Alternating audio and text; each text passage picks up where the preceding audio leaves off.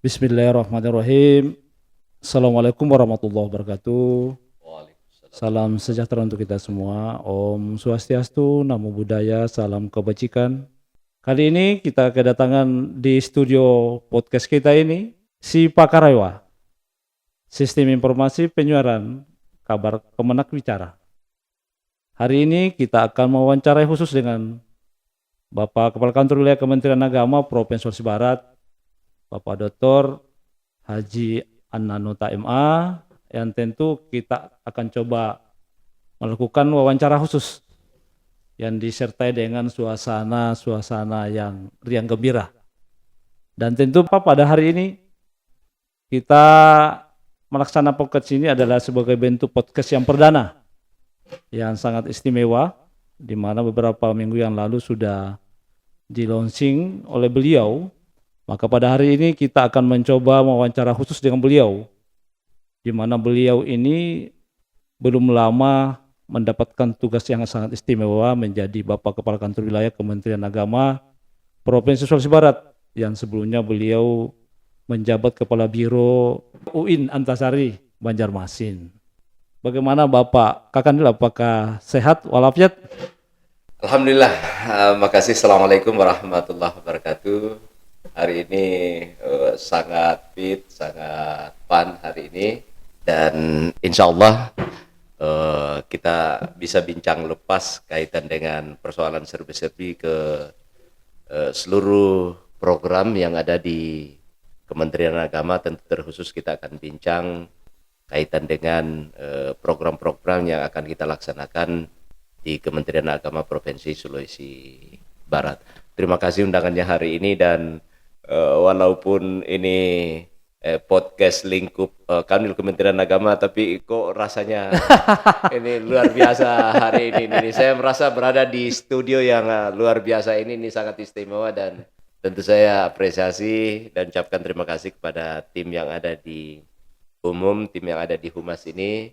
Alhamdulillah hari ini kita bisa wujudkan sebuah program podcast dalam rangka membincang seluruh hal yang berhubungan dengan tusi Kementerian Agama, bahkan persoalan-persoalan keumatan, insya Allah.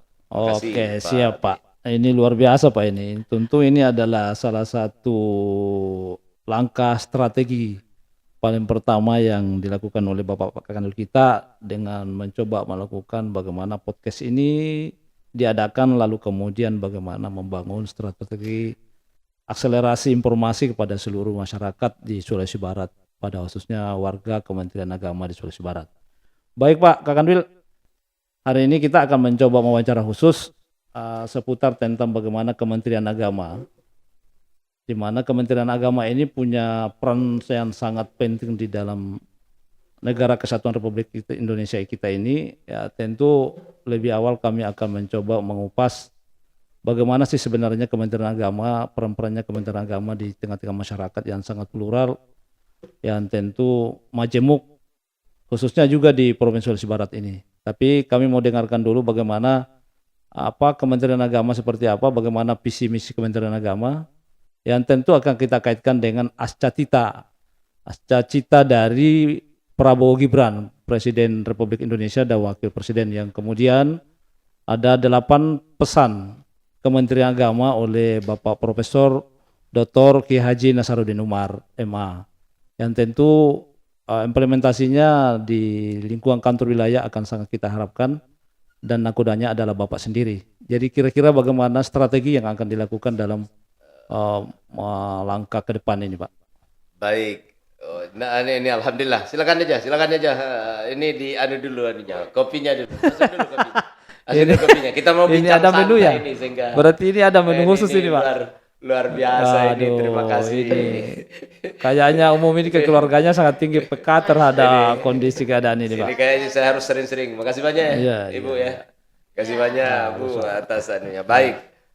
Yang disampaikan oleh host kita hari ini kaitan dengan persoalan astacita Prabowo Gibran yang tentu dikaitkan dengan eksistensi Kementerian Agama, dan juga ini apa yang telah menjadi komitmen Kiai Menteri kita, guru kita Profesor Dr. Kiai Haji Nasaruddin Umar, dari 8 astacita yang menjadi program Prabowo Gibran ini, sepertinya beberapa di antaranya itu berhubungan langsung dengan tusi Kementerian Agama. Salah satu di antaranya misalnya dari 8 astacita itu, yang pertama memperkokoh ideologi Pancasila, bagaimana mendesain demokrasi dan hak asasi manusia. Ini juga menjadi satu landasan kerja kita di Kementerian Agama, bagaimana ideologi Pancasila ini menjadi bagian dari keseharian komitmen kebangsaan masyarakat kita. Nah, karena itu dalam pengembangan wawasan kebangsaan yang ada di Kementerian Agama, itu selalu kita mengupayakan bagaimana ideologi Pancasila ini menjadi bagian dari narasi yang setiap saat kita perdengarkan kepada ASN yang ada di lingkup Kementerian Agama. Misalnya setiap hari kita ada apel pagi, kemudian memberi penghormatan ke lambang negara. Iya, Pak. Ya. Kemudian saudara-saudara penyuluh kita bincang tentang bagaimana mencintai negara dan seterusnya. Itu menjadi bagian dari yang kita selalu ikhtiarkan di Kementerian Agama. Itu yang pertama, yang berhubungan langsung dengan tusi Kementerian Agama. Yang kedua, ini memperkuat pembangunan sumber daya manusia SDM, sains dan teknologi, pendidikan, dan seterusnya. Nah, ini juga kita di Kementerian Agama ini luar biasa peran-peran kita dalam pengembangan sumber daya manusia ini, termasuk sumber daya manusia yang kita miliki di Kementerian Agama. Itu sebabnya setiap saat kita selalu mencas kita punya pegawai-pegawai itu untuk update pengetahuannya. Apalagi birokrasi kenegaraan kita hari ini itu berubah sangat drastis, dan ketika pola birokrasi ini masih menggunakan pola birokrasi lama, ya tentu kita akan ketinggalan. Di mana hari ini percepatan ada artificial intelligence, kemudian kita menggunakan by aplikasi dan seterusnya. Nah, ini menjadi salah satu hal yang konsen untuk kita lakukan di Kementerian Agama. Berikutnya lagi, nah ini yang paling pokok, memperkuat penyelarasan kehidupan yang harmonis dengan lingkungan alam, budaya, serta peningkatan toleransi antar umat beragama dan mencapai masyarakat yang adil dan makmur. Nah, alhamdulillah ini hebatnya kita di Sulawesi Barat ini 3 tahun berturut-turut. Ini tahun ketiga kemarin kita mendapatkan penghargaan Harmony Award dari Kementerian Agama Pusat. Ini kan satu bukti bahwa kita konsen memang mengurusi persoalan harmoni, kerukunan, moderasi beragama dan seterusnya. Dan hal yang menarik lagi itu Kiai Menteri kita ini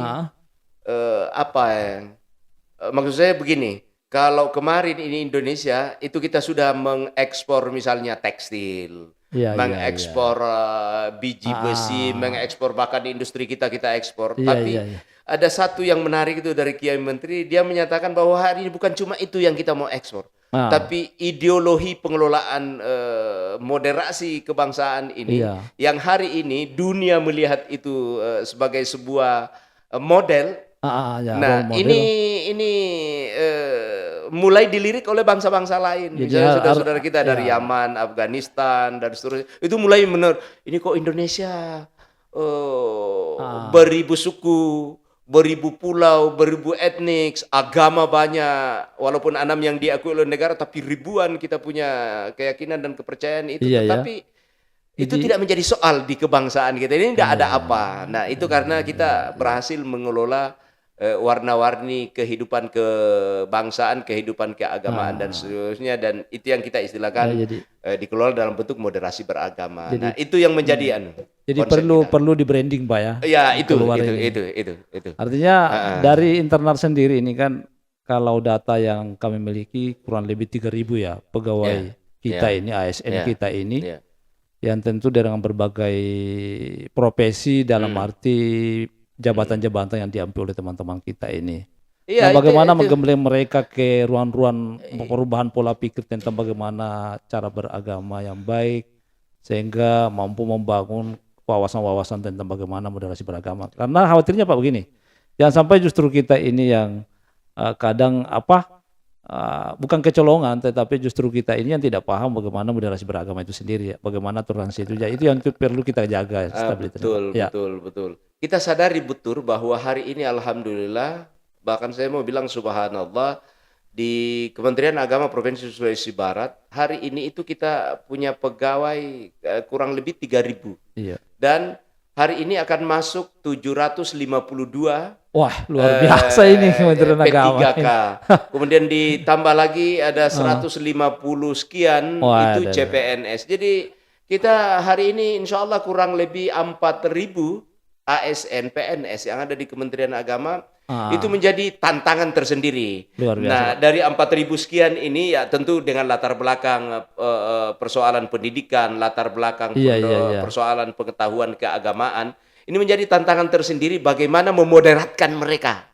Iya, Karena luar biasa, Pak. ya kan tidak semua, walaupun kita Ya, kenal Sulawesi Barat betul. ini misalnya, kita ketahui Sulawesi Barat ini misalnya itu latar belakang keagamaan yang sudah dibangun oleh anang guru kita, Iya. itu memang narasinya narasi wasatia, tetapi dari percepatan informasi hari ini itu juga menyebabkan konsepsi keagamaan itu mulai dinamis dan ya terkadang muncul pendapat-pendapat yang aneh-aneh, Betul, Pak. yang tiba-tiba menyaksikan ritual yang sudah mapan di dalam masyarakat. Nah, itu kita sadar itu. Nah, ini menjadi tantangan tersendiri untuk kita kelola terus ini sehingga pegawai kita itu memiliki konsepsi moderasi di dalam kehidupan keagamaannya. Iya, betul. Ini adalah sebuah tantangan kita. Tentu disadari atau tidak. Ini kan rata-rata juga yang pegawai ASN kita ini kan tidak semuanya berlatar belakang agama. Betul. Malah tentu akan banyak mendominasi nantinya teman-teman dari akademik yang sarjana umum atau di luar dari sarjana agama. Betul. Nah, ini kan tantangan kita, Pak. Karena image masyarakat itu kalau warga Kementerian Agama itu pasti sudah paham agama atau pasti sudah dianggap moderat. Betul. Nah, ini kan perlu strategi, Pak, dalam melakukan kebijakan-kebijakan khusus bagaimana teman-teman yang bergabung di Kementerian Agama yang berlatar belakang umum, yang bukan berarti minim agamanya tapi paling tidak perlu di penguatan agama terutama wawasan keagamaan itu, Pak. Iya. Itu, Pak. Nah, ini yang menjadi kesyukuran kita hari ini karena fasilitas IT ini sangat memungkinkan untuk kita jangkau seluruh ASN kita dalam satu waktu, satu kegiatan yang low cost. Jadi pengembangan komitmen keagamaan itu yang kita lakukan bisa kita lakukan dengan cara daring, pengajian dalam bentuk daring. Tapi bukan di situ anunya. Tantangan kita hari ini sesungguhnya adalah percepatan informasi yang didapat oleh pegawai kita dan itu didapatnya secara mandiri. Iya. Nah, yang jadi soal hari ini bagaimana mengkanalisasi itu sehingga tidak menyebabkan sesuatu yang akan merusak tatanan moderasi yang kita sudah gaungkan di Kementerian Agama. Karena itu tadi pagi ini saya ucapkan terima kasih kepada saudara-saudara kita penyuluh. Jadi IPARI tadi pagi ini Ikatan Penyuluh Republik Indonesia yang dikomandani Kiai Namru Asdar pada tingkat provinsi, kemudian Alam. Pak. Tadi pagi ini. Tadi pagi, Pak, ya. Kita sudah lakukan itu apel moderasi. Luar biasa. Ini luar biasa ini, Pak. Dalam rangka apa ini? Itu dalam rangka menyamakan persepsi bahwa persoalan hak keagamaan itu ini kan hak individu. Tapi jangan hak individu kamu merusak tatanan yang sudah mapan di dalam masyarakat. Ini kan hari ini banyak orang yang beragama itu terlalu rese. Maksud saya begini, semua hal harus diklaim bahwa ini syar'i atau tidak syar'i. Ini agama atau bukan agama. Bahkan yang tragis hari ini orang setiap apa yang dia lakukan selalu pertanyaannya, mana ayatnya, mana hadisnya. Iya, iya, Loh iya. kok kenapa agama ini dibikin susah? Harus dia apakah Oh, harus gitu. harus kita carikan dulu dalilnya, mana dalilnya baru kita bersedekah, mana ayatnya baru Iya, iya, kita Pak, ya. berinteraksi dengan sementara konteks kehidupan keseharian kita ini sangat dinamis. Nah, itu menjadi tantangan tersendiri. Nah, karena itu insya Allah strategi yang kita lakukan yang pertama menguatkan Mhm. IPARI ini, Iya, iya, menguatkan penyuluh agama. ikatan penyuluh agama ini menjadi motor penggerak untuk kita lakukan sosialisasi. Oh, Kita iya, iya, bunyikan iya, terus iya. konsep-konsep moderat ini, konsep-konsep Hmm. wasatiyah Iya, iya, iya. di dalam beragama, sehingga teman-teman yang selalu mendengar bahwa Mhm. keagamaan kita konsepnya adalah konsep wasatiyah, Iya, iya, iya. seperti yang dia diajarkan para Mhm. anang guru kita Mhm. di Tanah Mandar itu bisa tergaungkan oleh mereka Iya, iya, setiap iya. saat. Nah, Ini itu tentu itu kerjanya mhm. IPARI dan kita dorong, kita support betul kaitan dengan itu. Oh, ya.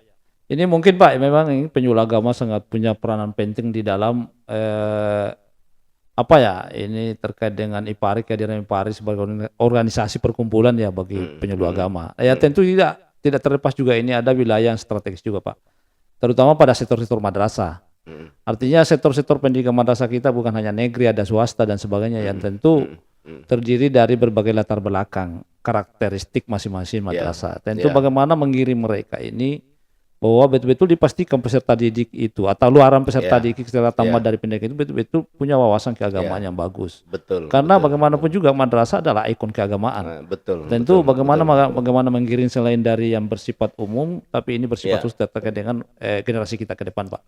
kesyukuran kita di Kementerian Agama ini alhamdulillah itu strukturnya lengkap. Iya, iya, iya, Strukturnya iya, lengkap. iya. Misalnya kalau bincang kaitan dengan persoalan madrasah, Iya, Pak. tentu itu banyak sangat bergantung kepada struktur yang ada di kita. Mhm, mhm, mhm. Mulai dari seksi di bidang pendidikan keagamaan pada tingkat kabupaten, Oh, iya, iya. kemudian itu di bawahnya ada para pengawas.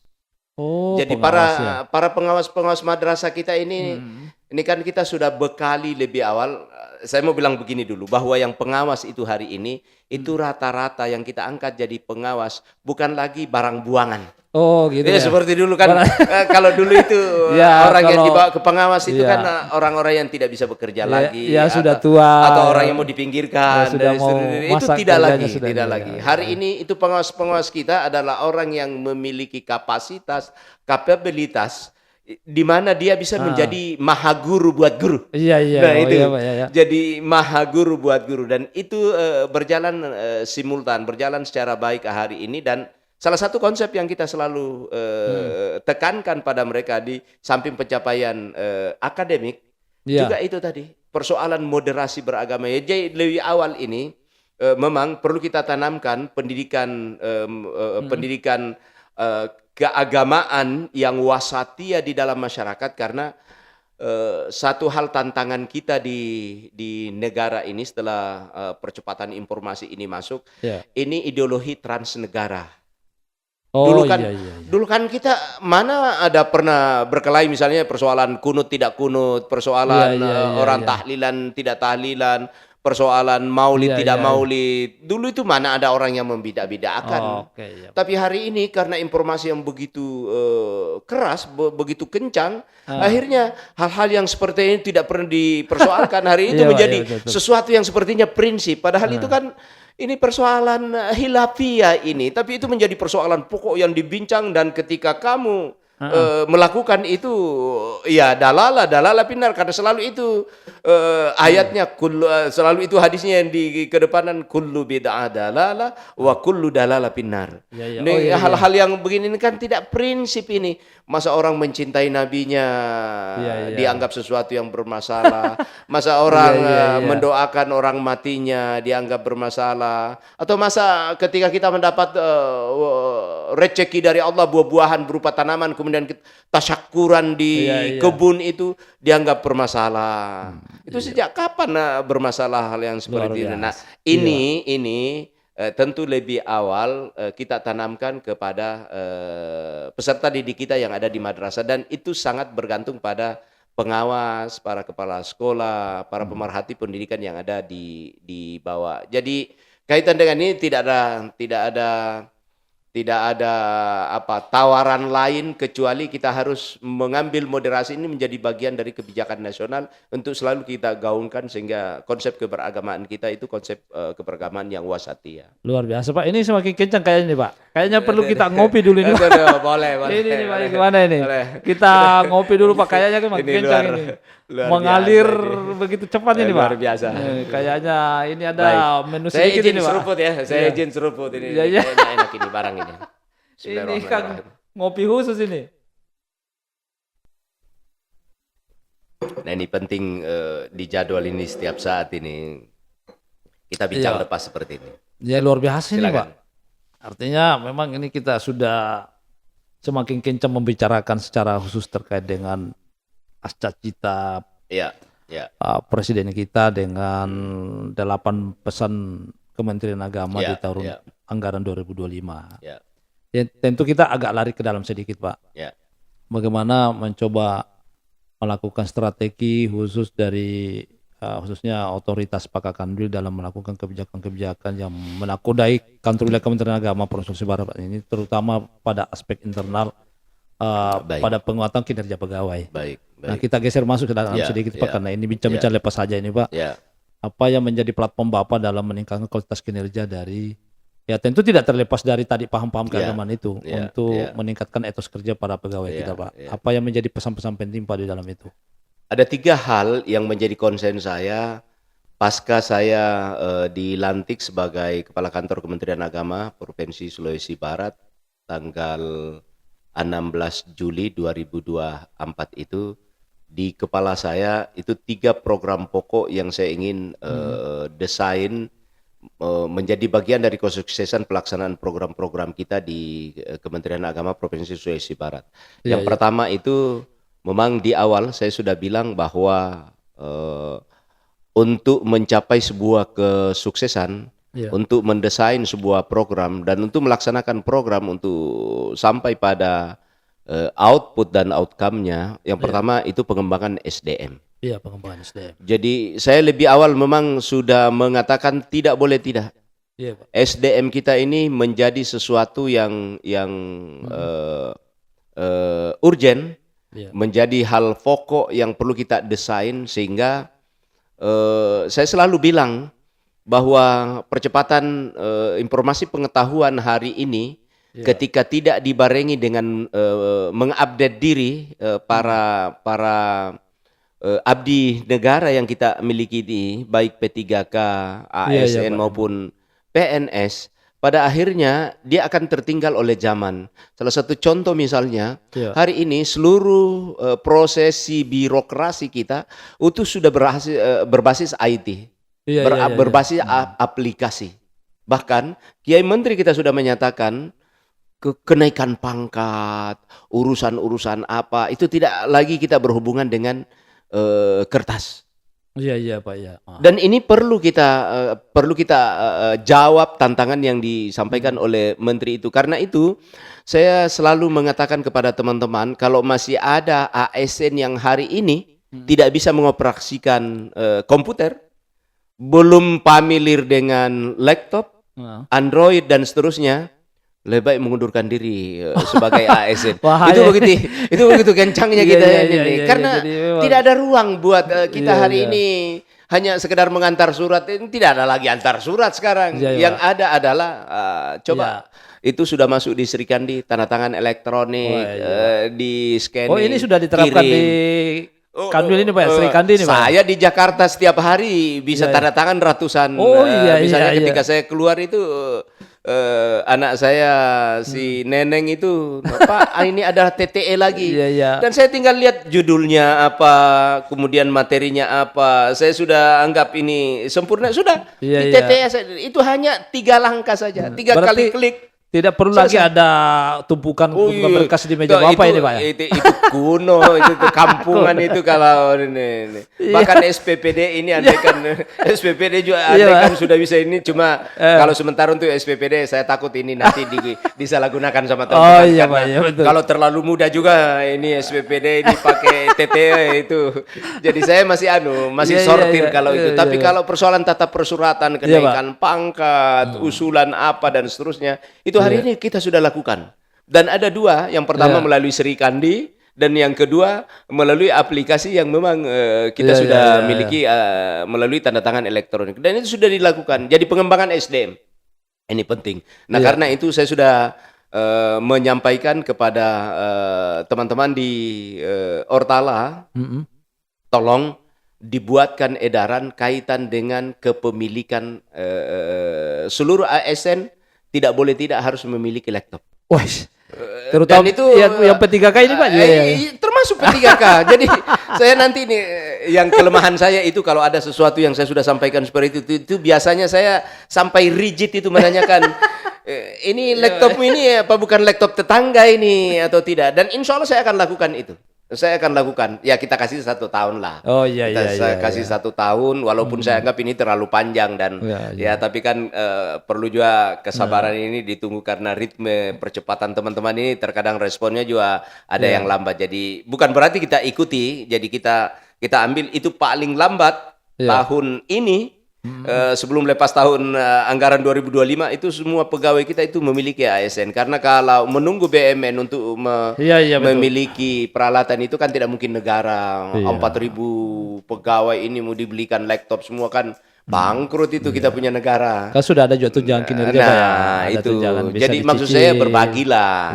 Berbagilah apalagi itu menjadi kelengkapan wajib yang harus dimiliki oleh pegawai. Jadi saya lebih pada itu yang pertama, pengembangan SDM. Pengembangan SDM. Kemudian yang kedua itu pada pencapaian kinerja. Pencapaian kinerja, Pak. Jadi saya sudah sampaikan sama kepegawaian, lagi-lagi saya perintahkan kepada kepegawaian, tolong anjap ABK juga selesai tahun ini. Wah. Juga selesai tahun ini. Iya, jadi tidak ada lagi PGA, tidak ada lagi pegawai itu, tidak lagi ASN. Tidak ada pekerjaannya. Tidak ada pekerjaannya. Dan saya bilang ya semua harus jadi striker kan dulu itu misalnya misalnya Pak Abidin ini karena memiliki kecerdasan misalnya memiliki kemampuan biasanya itu cuma dia yang mengerjakan semuanya. Jadi biasanya kalau dicari minta tolong dibikin ini Pak Abidin lagi keluar. Oh begitu Pak ya. Loh kok bisa begitu? Hari ini enggak boleh begitu. Jadi semua orang harus punya analisis jabatannya. Semua pegawai harus punya jabatan. Berarti bisa kemungkinan dalam satu jabatan bisa diampu 2 orang, Pak ya? Oh iya. Itu terserah pada beban kerjanya. Beban kerjanya. Betul. Tapi pun sebaliknya, terkadang anjapnya itu, analisis jabatannya, itu bisa saja 3 jabatan yang dia emban, dia pegang, karena beban kerjanya di jabatan itu kecil. Contoh kecil misalnya hari ini ada KUA ini. Ini kan di KUA ada KUA hari ini yang memiliki pegawai termasuk kalau sudah masuk ini P3K itu sampai 20 lebih. Saya bilang kamu kerja apa di KUA itu 20. Sementara KUA kita hari ini sebelum kita revitalisasi ini posisi KUA itu hanya mengurusi persoalan asmara. Oh berarti sudah ini. Nah kan sekarang ini pertanggal 18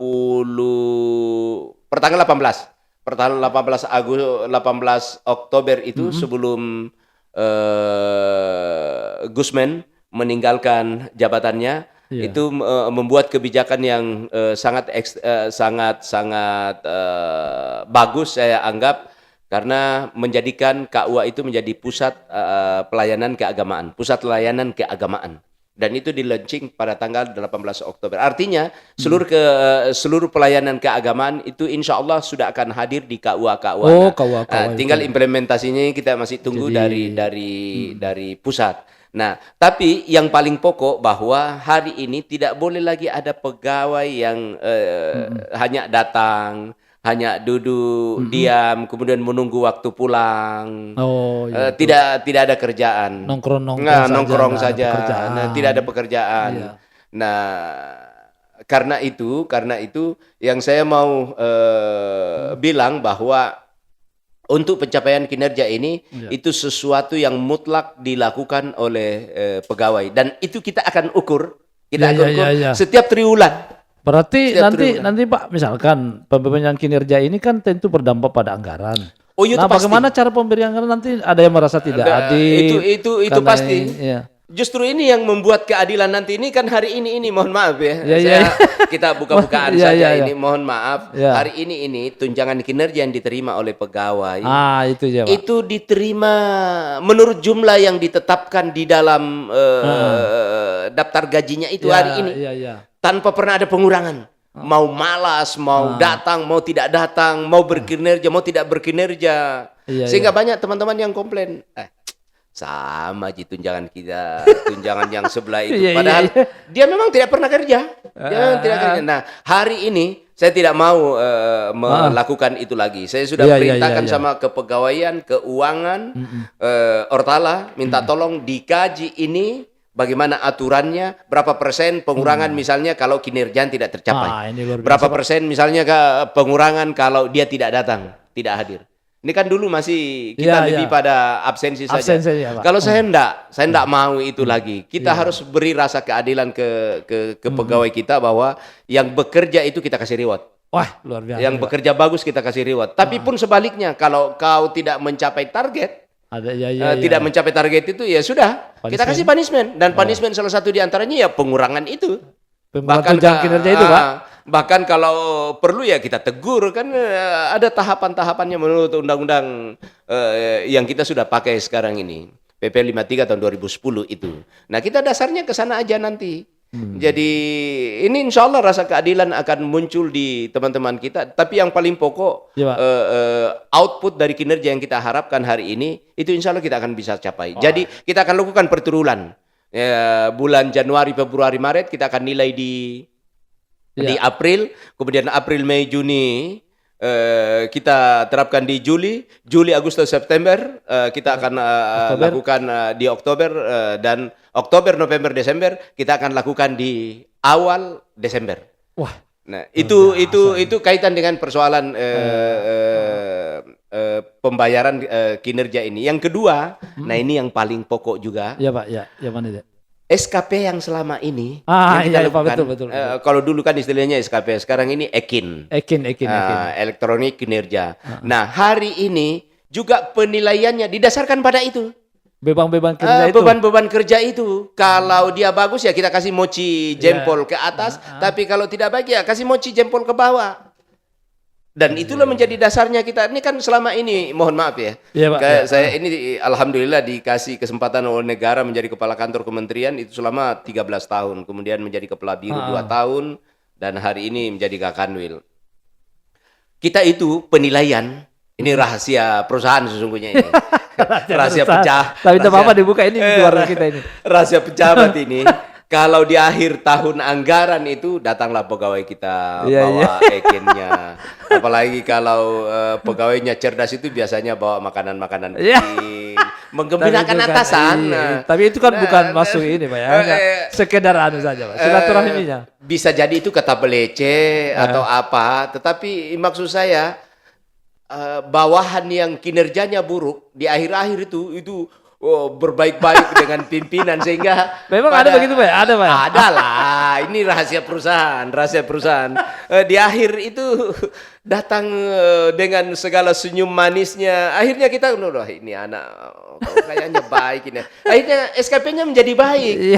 Jadi baik. Padahal catatannya kemarin ini kita semua mulai jengkel, dicari tidak ada, disuruh tidak selesai. Nah, kalau ini kan dilakukan per 3 bulan. per Oh 3 iya bulan. betul, per Nah, tribulan Pak ya. sehingga tidak ada kesempatan mereka untuk ya seperti yang saya bilang tadi bahwa silaturahim itu Iya. penting. Tapi insya Allah itu tidak akan mempengaruhi Iya, hasil akhir dari arti ekin yang akan kita tetapkan. Jadi ini iya, insya luar Allah biasa. lebih objektif lah, lebih objektif ya, dan memberi rasa keadilan buat anak-anak kita para ASN PNS itu insya Allah. Wah, luar biasa Pak Cara. ini. Itu yang kedua, itu yang kedua.